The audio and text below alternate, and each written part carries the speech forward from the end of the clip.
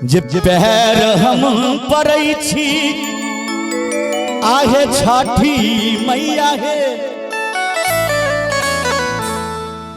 पैर हम पड़ै छी आहे राना मैया हे,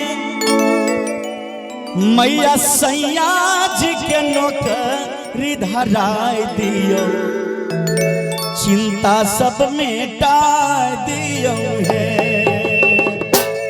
देखियो पत्नी के पति के ऊपर कितने के भाव छे। छठी माता से अर्जी करे छथिन जे हे माई छठी, हमरा जे घर वाला के हमरा जे पतिनाथ के नौकरी धरा देवे त हे साले साल अहाँ के व्रत करब। बड़ा सुंदर भाव छे दियो।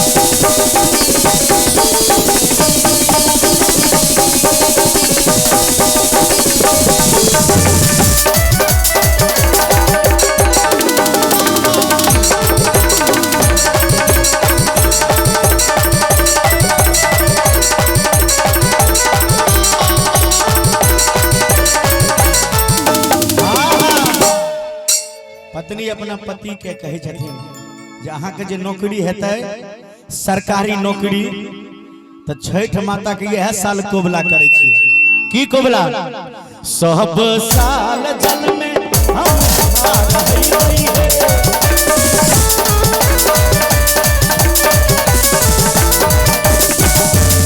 सब साल जल में हम रही है, नहीं हम चूक करबै मैया राजा जी के नौकरी धराय दियो, चिंता सब मिटा दियो, मैया राजा जी के नौकरी धराय दियो, चिंता सब मिटा दियो।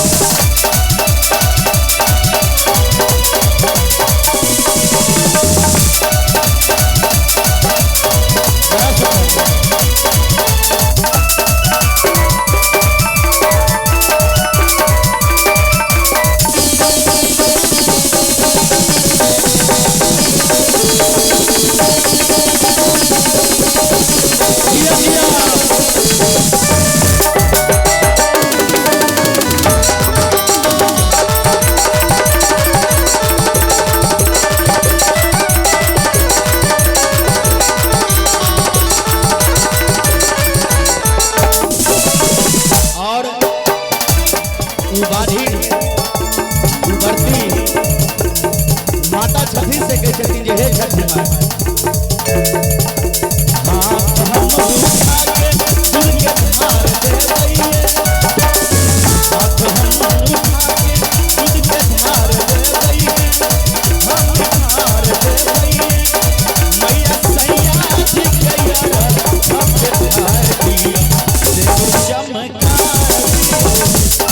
मैया सैया जी के सिर चमका दिया सिर चमका दियो हे